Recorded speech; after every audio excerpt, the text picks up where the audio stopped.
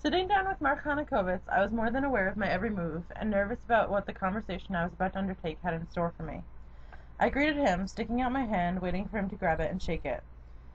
He seemed a lot less frail than I expected the man who was 20 years my grandmother's senior to be, but as he stood in front of me it made sense. After all he had been through, everything he had survived, how could he be anything less than strong? He sat across from me, and for a moment I just stared at him, unable to fully comprehend, fully believe that for the first time in my 20 years on this earth my grandfather was sitting in front of me. I searched my mind for the words I wanted to ask him, something that would make him proud. I decided I wanted to know everything, from the very beginning. "Where were you born?" I blurted out.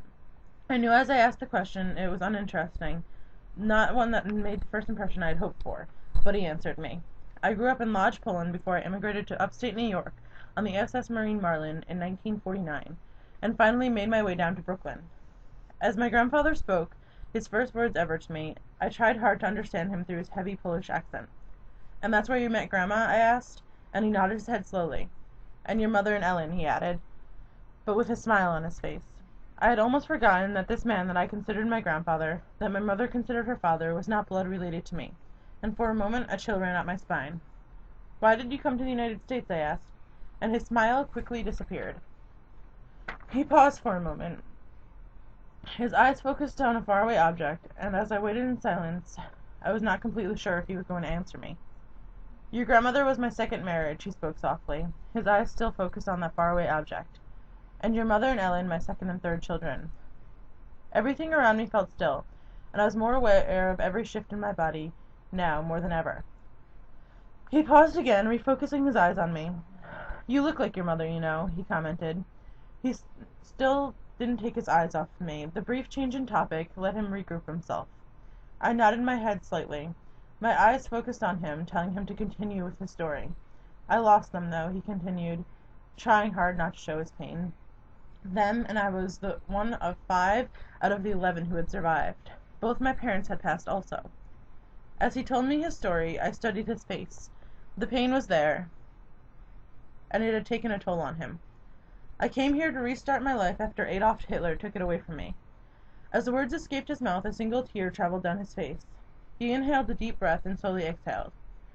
"I was living in Poland ghetto in 1940 with Ida and Rouse, my wife and daughter, a 38-year-old man, when I was brought to Auschwitz." He paused again. This time he didn't break his silence with his words, but instead with his tears. They came slowly at first, until he broke out into a stream of tears that I thought would never end. "I spent 2 years of my life there." He spoke through his tears. "I survived, sitting in a hospital bed in Gouting Bay Munchen Hospital. I had to ask to be told about my family. I was handed a stack of papers and told to look for my family name.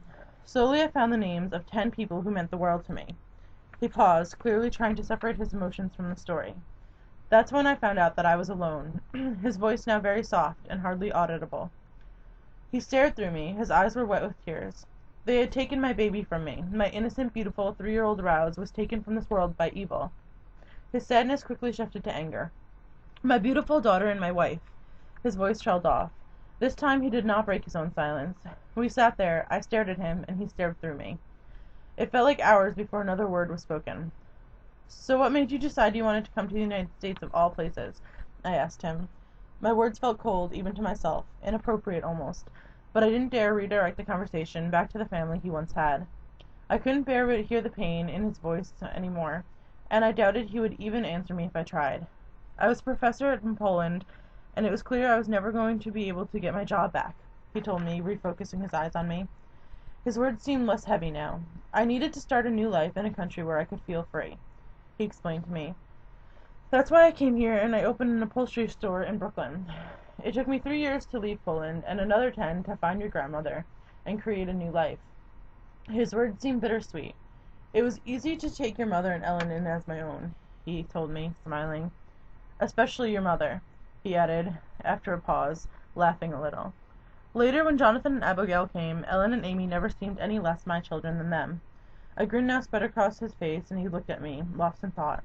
I couldn't help thinking about how different my life would be, without such history given to me by this man. In return, I smiled too.